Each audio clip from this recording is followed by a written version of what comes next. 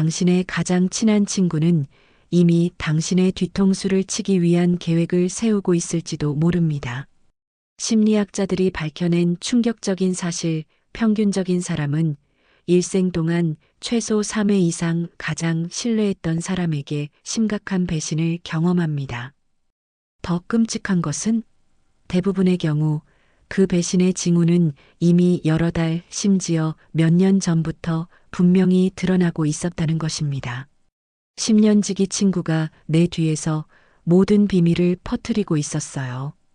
그걸 알았을 때의 고통은 실제 물리적 폭행보다 더 심했습니다. 심리 상담 내담자 인터뷰 중 과학적 연구에 따르면 배신으로 인한 심리적 트라우마는 실제 뇌 손상과 유사한 패턴을 보인다고 합니다. 당신의 정신 건강을 위협하는 이 인간 시한폭탄을 미리 알아채는 방법은 없을까요? 충격적이게도 배신하는 사람들은 거의 대부분 특정한 행동 패턴을 보입니다. 그리고 이 패턴을 알면 누가 당신을 배신할지 97%의 정확도로 예측할 수 있습니다. 특히 5번째 징후는 너무 일상적이어서 대부분의 사람들이 완전히 놓치고 있습니다. 이 하나만 알아도 인생에서 가장 큰 배신을 피할 수 있습니다.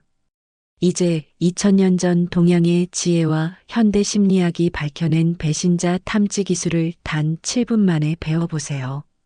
여러분의 소중한 마음과 시간을 낭비하지 않기 위해 지금 바로 영상을 시작하겠습니다. 관계의 변화를 논하기 전에 우리는 먼저 배신과 변화의 명확한 차이를 이해해야 합니다. 이 둘을 혼동하면 불필요한 원망과 상처만 쌓이게 됩니다. 사람은 끊임없이 변합니다. 당신도 나도 우리 모두 매일 조금씩 다른 사람이 되어갑니다. 10년 전의 당신과 지금의 당신이 같은 사람일까요? 아마도 가치관, 취향, 목표가 많이 달라졌을 것입니다. 이것은 자연스러운 현상입니다. 진정한 배신이란 무엇일까요? 배신은 신뢰의 고의적 위반입니다. 상대방이 당신에게 해를 끼치거나 이익을 취하기 위해 의도적으로 신뢰를 깨는 행위입니다. 반면 변화는 의도적이지 않습니다. 사람이 성장하고 환경이 바뀌고 관점이 달라지면서 자연스럽게 일어나는 과정입니다. 제 친구 중 한 명은 10년 지기 친구와 멀어졌다며 그가 나를 배신했다고 분노했습니다. 하지만 자세히 들어보니 그 친구는 결혼하고 자녀를 갖게 되면서 우선순위가 변했을 뿐이었습니다. 이것은 배신이 아닌 자연스러운 인생의 변화였습니다. 정약용 선생은 사람의 생각은 물과 같이 흐르는 것이니 그 흐름을 막으려 하지 말고 이해하려 노력하라고 가르쳤습니다. 누군가가 당신과 멀어졌다면 먼저 그것이 배신인지 혹은 자연스러운 변화인지 구별해 보세요. 변화라면 원망하기보다는 이해하고 스스로를 돌아보는 기회로 삼으세요. 이 사람은 성장했는데 나는 그대로인가? 내 행동에 문제가 있진 않았는가? 자기 성찰은 더 건강한 관계로 나아가는 첫걸음입니다. 인간관계의 본질을 꿰뚫어보는 가장 강력한 도구는 관심의 방향성을 살피는 것입니다. 누군가가 당신에게 관심을 보인다면 그 관심이 당신이라는 사람 자체를 향하는지 아니면 당신이 가진 것을 향하는지 구별하는 것이 중요합니다. 데일 카네기는 다른 사람들에게 관심이 없는 사람은 인생을 사는데 굉장히 어려움을 겪게 된다고 말했습니다. 진정한 관심은 상대방의 감정, 생각, 경험에 대한 순수한 호기심에서 시작됩니다. 반면 목적이 있는 관심은 항상 무언가를 얻으려는 의도를 내포합니다.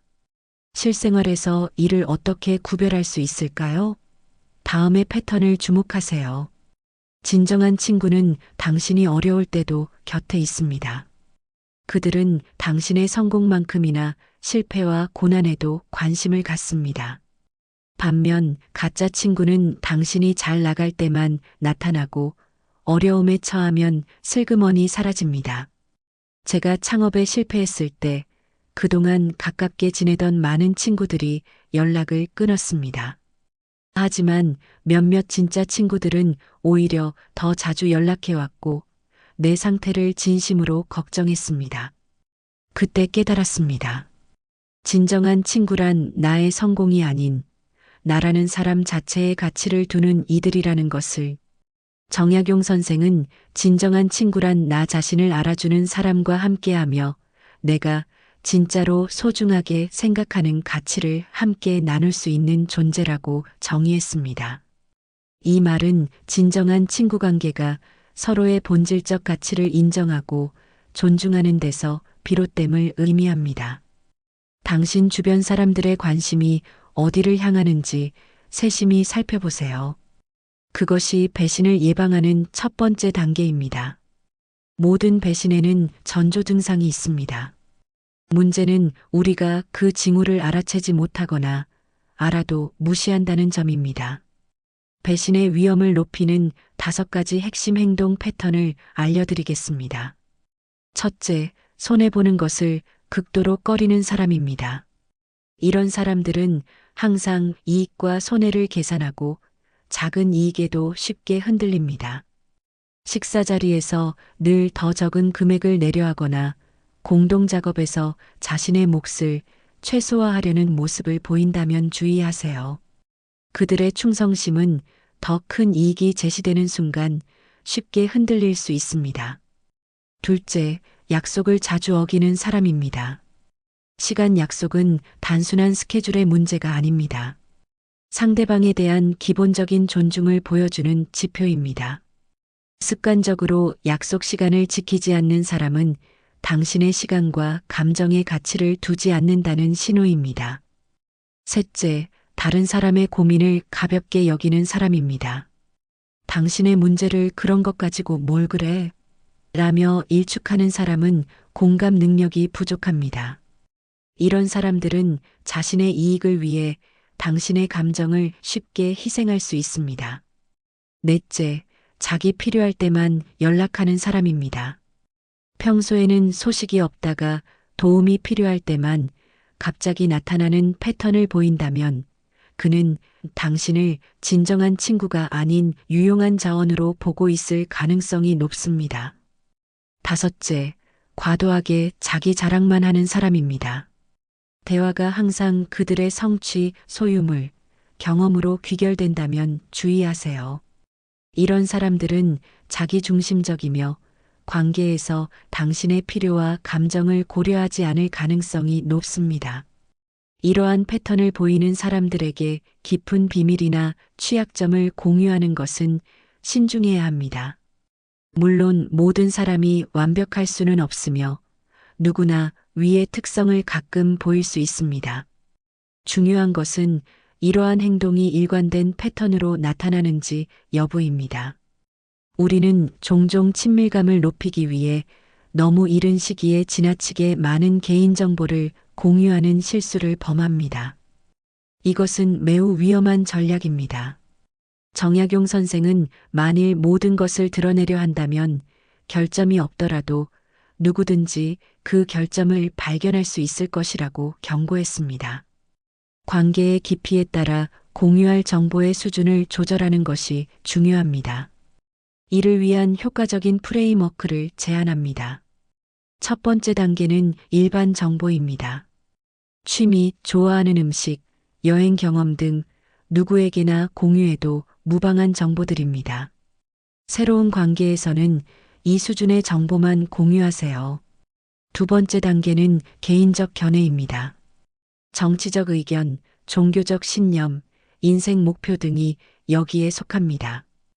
이러한 정보는 상대방과 어느 정도 신뢰가 쌓였을 때 공유하는 것이 좋습니다. 세 번째 단계는 감정적 경험입니다. 과거의 상처, 두려움, 희망, 꿈 등 감정적으로 취약한 정보들입니다. 이것은 오랜 시간 신뢰가 검증된 관계에서만 공유하세요. 마지막 단계는 핵심 비밀입니다. 재정 상태, 심각한 가족 문제, 법적 이슈 등 악용될 경우 큰 피해를 입을 수 있는 정보들입니다. 이런 정보는 극소수의 검증된 관계에서만 공유해야 합니다. 제 친구 중 한 명은 새로운 직장에서 동료들에게 급여 정보와 부채 상황을 솔직히 공유했다가 나중에 갈등 상황에서 그 정보가 불리하게 사용되어 큰 상처를 받았습니다. 너무 이른 시기에 너무 민감한 정보를 공유한 결과였습니다. 정보 공유의 황금률은 천천히 조금씩 지켜보며입니다. 새로운 정보를 공유할 때마다 상대방의 반응과 그 정보를 어떻게 다루는지 관찰하세요. 당신의 비밀을 소중히 지키고 존중하는 사람만이 더 깊은 정보를 공유할 자격이 있습니다.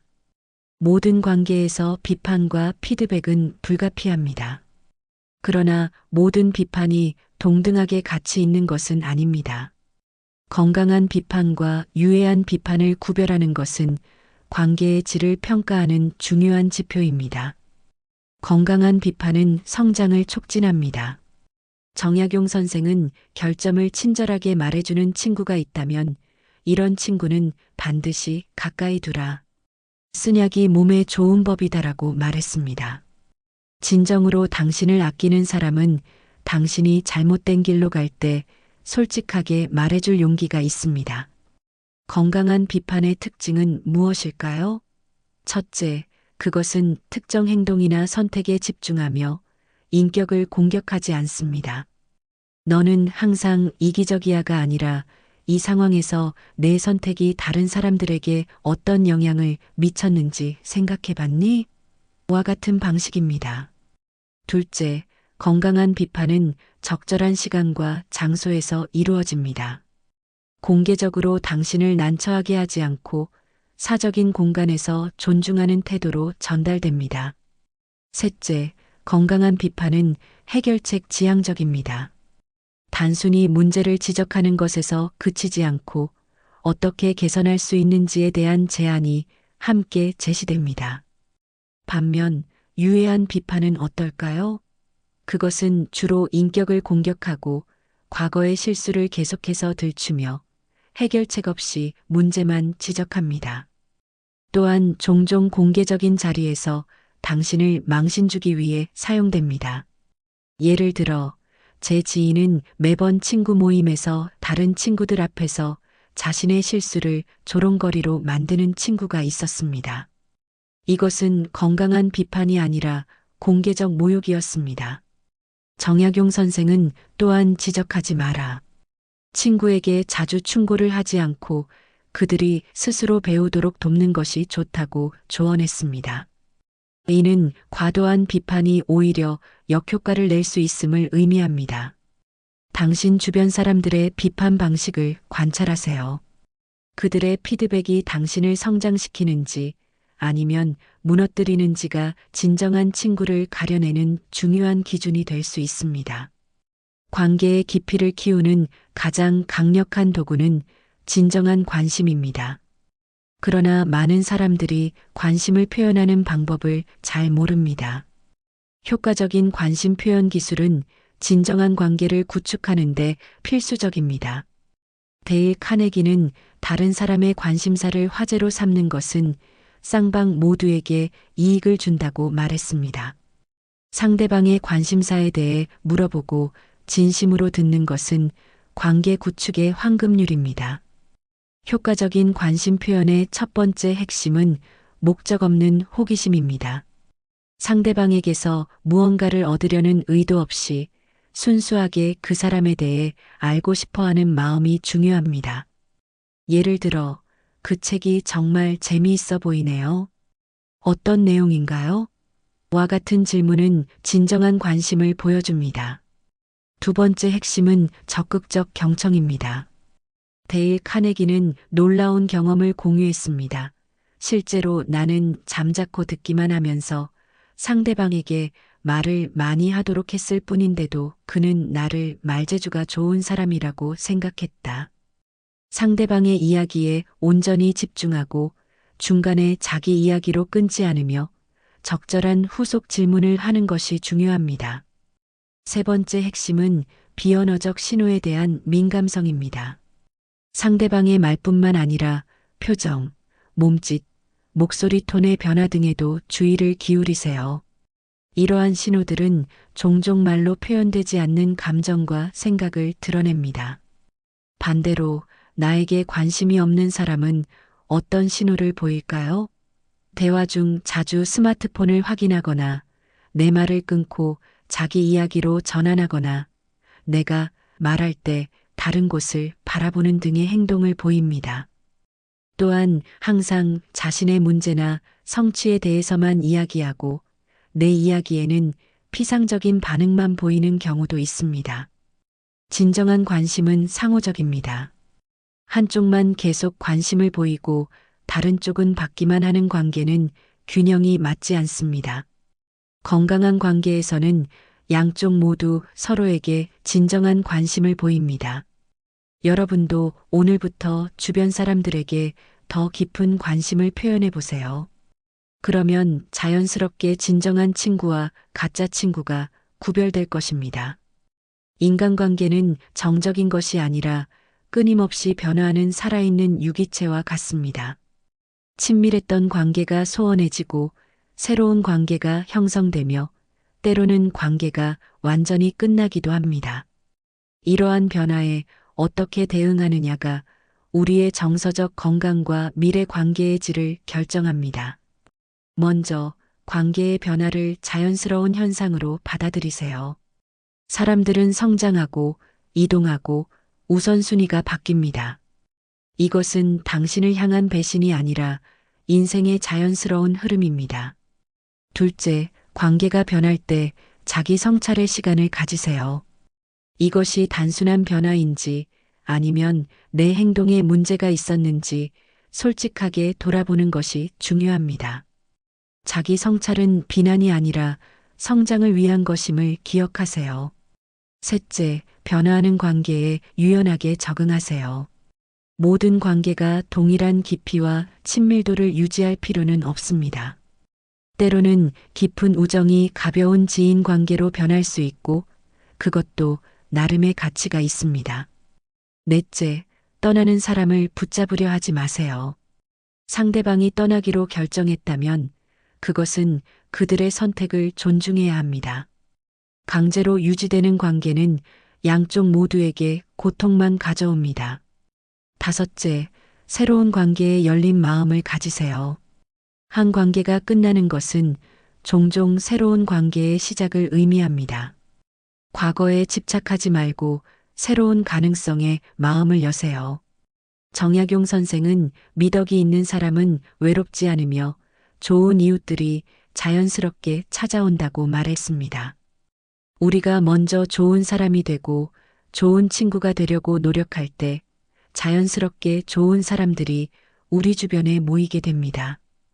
관계의 변화는 종종 아프지만 그것은 또한 우리가 더 강하고 현명해지는 기회이기도 합니다. 모든 관계, 심지어 끝난 관계조차도 우리에게 무언가를 가르쳐주고 우리를 성장시킵니다. 인생은 관계의 연속입니다. 그 여정에서 우리는 때로는 배신당하고, 때로는 실망하고, 때로는 놀라운 연결을 경험합니다. 중요한 것은 그 모든 경험을 통해 더 현명하게 관계를 맺고 더 깊이 사랑하는 법을 배우는 것입니다. 인생에서 진정으로 가치 있는 관계를 찾고 유지하는 여러분의 여정에 행운이 함께하기를 바랍니다. 오늘의 이야기 재미있게 들으셨나요? 재밌게 들으셨다면 구독과 좋아요 꼭 눌러주시고 응원의 댓글도 많이 남겨주세요. 감사합니다.